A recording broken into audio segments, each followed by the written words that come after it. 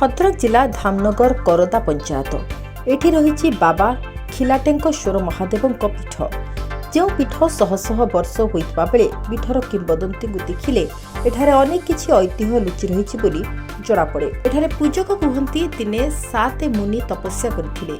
खिलाटेश्वर महादेव पीठ को लगी रही नदी जो नदीर ना कालंदी गंड जो नदी में माँ काली मंदिर रही बोली लोक विश्वास रही। बाबा कतिकी आमे सबुदिन आसुचु किंतु आमर किछि विपद पइले बाबा को डाकिले मानसिक रखिले आम मानसिक पूरण हुए।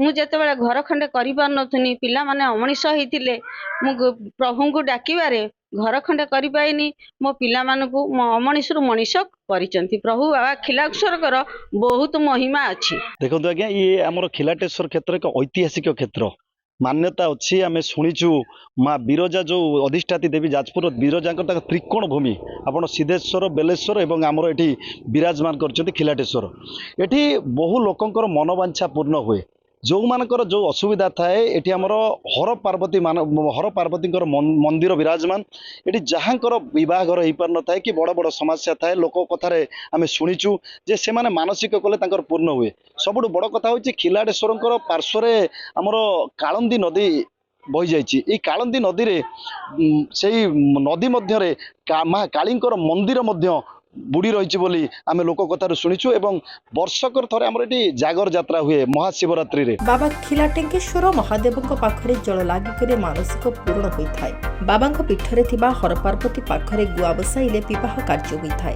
खाली सेतिक नुह स्थानीय अंचल लोकों विश्वास बाबा को जेउठी थाई डाकिले बाबा खिलाटेश्वर ना धरिले अशुभ कथा शुभ हो जाए।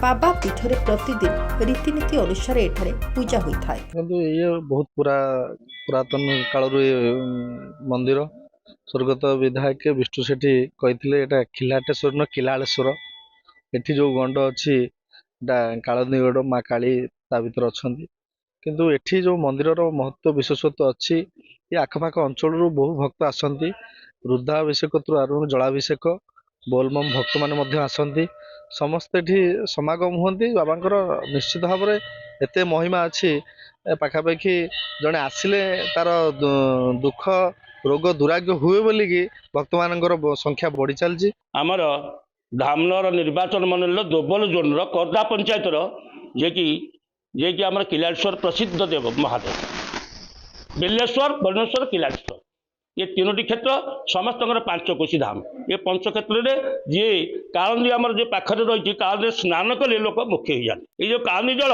ये कि तुम ये बिरजा तापिनी अच्छी बिरजा तापिनी प्रमाण पाइबे ये खिलाटेश्वर महिमा पद्मकल्प पाइबे आउ खिलाटेश्वर महिमा वैष्णव मालिका पाइबे खिलाटेश्वर महिमा तेलुगु रामायण पाइबे खिलाटेश्वर महिमा तुम त्रिपुटक संहिता पाइबे ये सब लिखित अच्छी। ये कपिल मुनि ठाकुर उद्धृत जे कि ठाकुर 7 मुनि तपस्या बल ये ठाकुर उद्धृत होती जलू बाहर ना दे खिलाटेश्वर। राति पहिले भद्रक जिले में लुचि रही बाबा खिलाटेश्वर महादेव पीठ को दर्शन पाई भक्तों भिड़ छुटे। भद्रक जिला धामनगर अरिजित राव रिपोर्ट बड़ खबर।